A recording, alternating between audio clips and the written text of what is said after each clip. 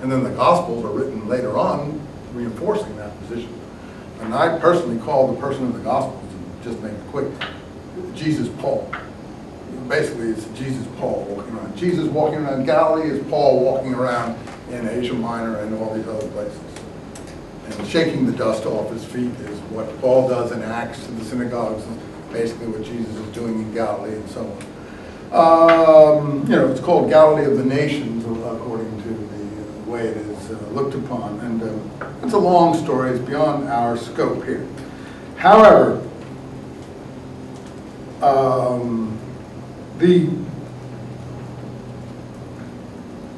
Messianism in Palestine, I don't know where we got off on that, but was a more, I know, we're getting into the Pax Romana. Do these ideas help the Pax Romana? And I said the Messianism in Palestine was a more resistance-minded, final apocalyptic war-minded thing. And I think Christians are torn between that. I'm not sure. There are onward Christian soldiers Christians. There are evangelical Christians. There are all kinds of Christians, and they themselves are torn on these issues. There are Christians who are more Zionist than most Jews. There are Christians who want to rebuild the third temple, and Jews don't even think about it. You know, there's no rapture going to come without the temple being rebuilt, and so on and so forth. They're so Zionistic, it's hard for me well, I can't quarrel with them for sure, but it's hard for me to give you how Zionist they are. They were disappointed in the Lebanon war, for instance. They felt that the Israeli government copped out, sort of Phariseed out, if you want to call it that, of the recent war. I heard some of the evangelical ministers speak that way, and to my mind they were right.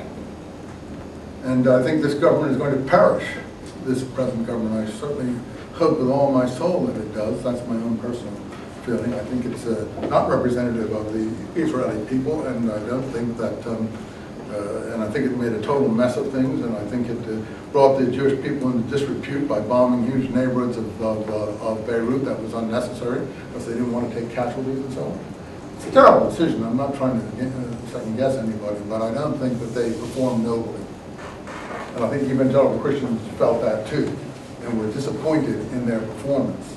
And that's what I'm trying to say. There are evangelical, fundamentalist Christians who are totally of the opposite mindset of others.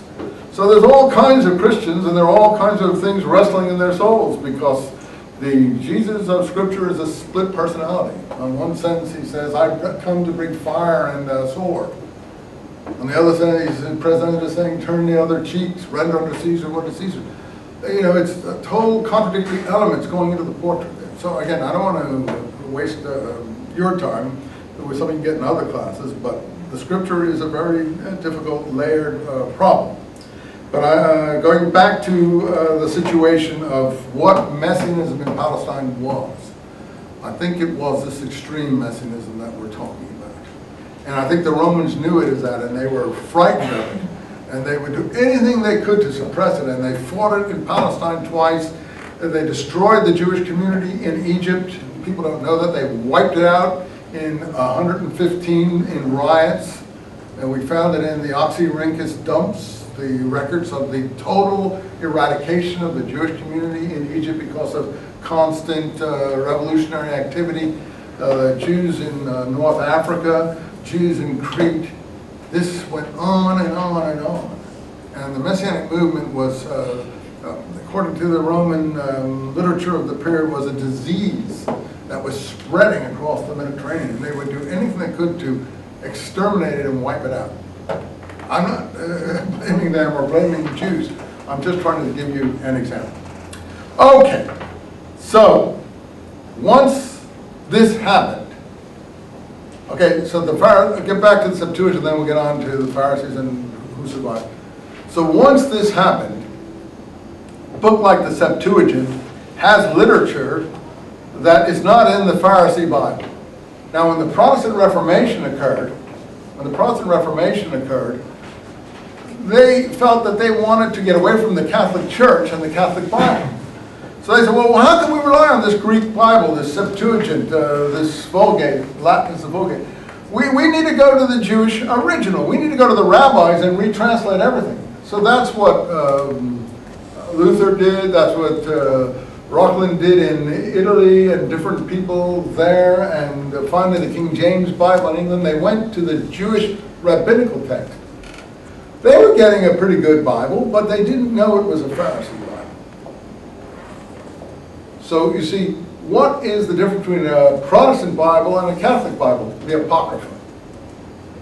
The Apocrypha are the extra books that are found in these Septuagint and other writings that are not found in the Jewish Bible.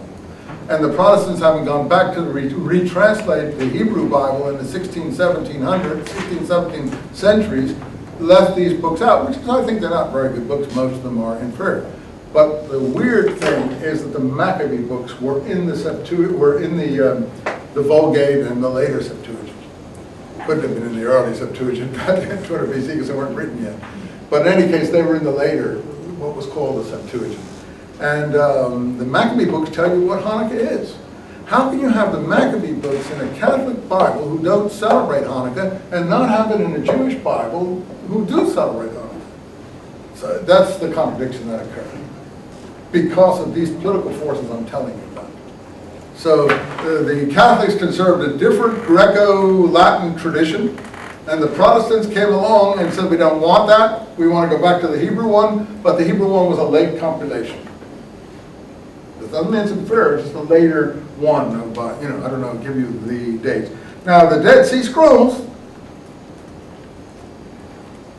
there are no books of the Bible there. They're just scrolls thrown in the caves helter-skelter.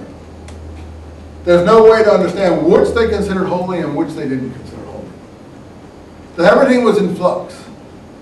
There's around, I don't know what the exact number is it 600 books we've never seen before? Something like that. I can't remember. There's 600 different books there right now, some in multiple copies, so that you have about 25 or 3,000 different manuscripts there. 2,100 or 3,000 different manuscripts there. But we don't know how holy some of the books were considered to be or how unholy, whether they were just writings or whether they were prophetic books.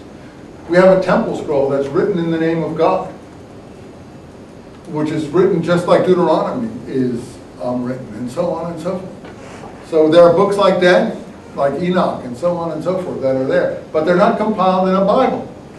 The only books that seem to have been already recognized were the prophets and the Torah.